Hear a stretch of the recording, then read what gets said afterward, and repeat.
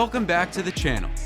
Today, we're going to take a look at 7 motorcycle models for senior riders that dealers are struggling to sell. 7. Kawasaki Vulcan. Kawasaki designed the Vulcan with the goal of creating a cruiser that would appeal to riders of all experience levels. The Vulcan S in particular was meant to be the flexible and approachable option.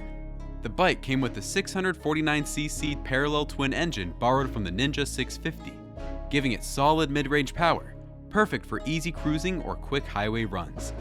Add in an adjustable seat, foot peg, and handlebar system called ErgoFit, and Kawasaki figured this would be the bike that fits everybody.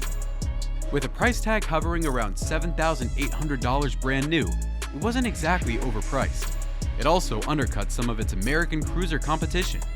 On paper, the Vulcan S should have been a home run for senior riders looking for a comfortable, affordable, and easy-to-handle cruiser that didn't weigh a ton.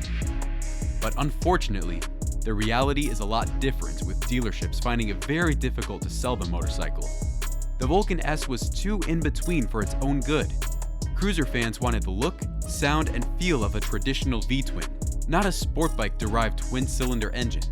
Senior riders in particular often lean towards bikes that feel nostalgic or classic, and the Vulcan S's modern design and quieter exhaust didn't exactly give that old-school vibe. The Vulcan S essentially couldn't find anyone who wanted it, leaving the bike to build up dust in showrooms. Triumph Rocket 3. If the Kawasaki Vulcan struggled because it tried to please everyone and ended up pleasing no one, the Triumph Rocket 3 had the opposite problem. It delivered so much power and presence that it overwhelmed the very riders it was meant to attract. Triumph built the Rocket 3 to make a statement. With 2,458cc inline 3-cylinder engine, the largest production motorcycle in the world, it was an absolute torque monster, cranking out 163 pound-feet of torque at just 4,000 RPM. It wasn't just big, it was borderline excessive. And at around $23,800 for the Rocket 3 GT, it demanded a serious financial commitment too. Now, for younger riders chasing outright performance, that power might have been a selling point, but for the senior crowd, the Rocket 3 was too intimidating. It's not just a lot in terms of power, it's a lot period. Fully fueled, it tips the scales at roughly 650 pounds, which makes low-speed maneuvering a chore for anyone who isn't feeling particularly spry. Beyond the sheer size and muscle, there's also the issue of practicality. Seniors shopping for long-distance cruisers tend to prioritize comfort, storage, and rideability over sheer speed. The Rocket 3, with its aggressive stance and SportCruiser attitude, simply didn't check those boxes. And while Triumph's engineering is second to none, the Rocket 3's premium price puts it up against fully decked-out tourers like the Honda Goldwing. In the end, the Rocket 3 alienated the very demographic that should have been its biggest fan. 5. Honda Goldwing. However, even the Goldwing that posed a threat to the Rocket 3 had now found itself in the same shoes. The Honda Goldwing has defined touring for years. This is the bike that built its reputation as the ultimate cross-country companion. Powered by 1,833cc flat-six engine and absolutely loaded with comfort features ranging from heated seats to a full infotainment system, the Goldwing was designed for riders who see the open road as their second home. Honda priced the Goldwing accordingly, with base models starting around $25,600 and fully loaded trims climbing higher. For senior riders in particular, the Goldwing was once the dream bike, but why has it been getting harder to sell? Like the Rocket 3, the Goldwing has simply become too much bike for too many people. Over the years, the Goldwing has bulked up both physically and technologically to the point where it's become intimidating, especially for older riders who might not want to wrestle with nearly 850 pounds of motorcycle every time they pull into a gas station. Then there's the price. Many of today's senior riders already owned their dream Goldwing back in the 80s or 90s, and upgrading to the latest version means swallowing a much bigger price tag than they remember. Combine that with the fact that a lot of seniors are actually downsizing to smaller, easier-to-handle bikes as they age, and the market for brand new Goldwings shrinks even further. 4. Harley-Davidson Street Glide Ultra. If the Goldwing struggled because of its size and price, the Harley-Davidson Street Glide Ultra's biggest enemy might be its own image. Built around the Milwaukee 8 117 engine, The Street Glide Ultra delivers plenty of low-end grunts for effortless cruising. Loaded with touring goodies like a boombox infotainment system, cruise control, and hard saddlebags, it was meant to be the all-American long-haul machine, and with a price starting around $30,000, Harley made sure it felt premium. The problem is that senior riders, once Harley's true fans, are changing. Many of them already owned their dream Harley years ago and either don't want to drop serious cash on a new one, or they're getting out of heavy bikes entirely. The Street Glide Ultra tips the scales at over 900 pounds. That's a lot of metal to back out of a parking space. Most importantly, the motorcycle's price is too high.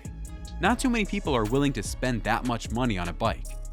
Dealerships are even offering insane discounts in thousands to anyone who wants one, but things aren't really getting better.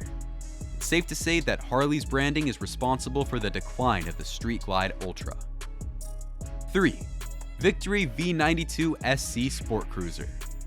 But Harley-Davidson is not the only one who made the mistake of being too confident with their followers. Polaris also made the same mistake. The Victory V92 SC SportCruiser was a bold experiment back when it launched in 2000. Victory, Polaris's motorcycle brand, wanted to break the mold with this one, blending cruiser comfort with sport bike handling. It had a 1507cc V-twin, a tall stance, and higher ground clearance than most cruisers of the era. The adjustable suspension gave it versatility for different riding styles, and Victory hoped it would pull in both traditional cruiser riders and those who wanted something sportier. Plus, the price was around $13,000 when it first hit the market, making it considerably affordable. Unfortunately, nobody really knew what to make of it. Cruiser guys thought it looked too sporty. Sport bike fans thought it looked too bulky. As for senior riders, the Victory brand itself was a giant question mark.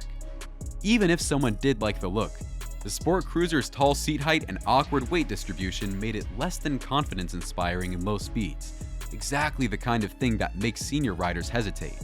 It wasn't a bad bike, but it was too different for the cruiser crowd and too clunky for the sports crowd, leaving it stranded in motorcycle purgatory.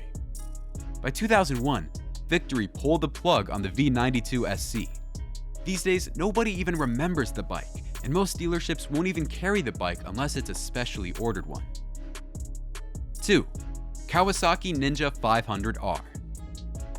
If the Victory V92 SC failed because no one could figure out who it was for, the Kawasaki Ninja 500R suffered from fading into the background. Introduced back in the late 1980s as the EX500, this bike was built to be the perfect middleweight sport bike. It was not too intimidating for beginners, but powerful enough to keep more experienced riders entertained. Its 498cc parallel twin was bulletproof.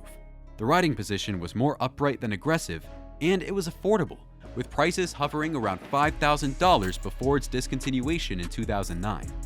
In theory, it could have been a great bike for senior riders, but the problem was the market kept evolving, and the Ninja 500R never evolved with it. By the mid-200s, newer, sharper bikes like the Ninja 650 made the 500R feel outdated. Its basic design started to look old-fashioned. Even senior riders who appreciate simplicity wanted something with at least a bit of modern flair, and the 500R simply didn't have it.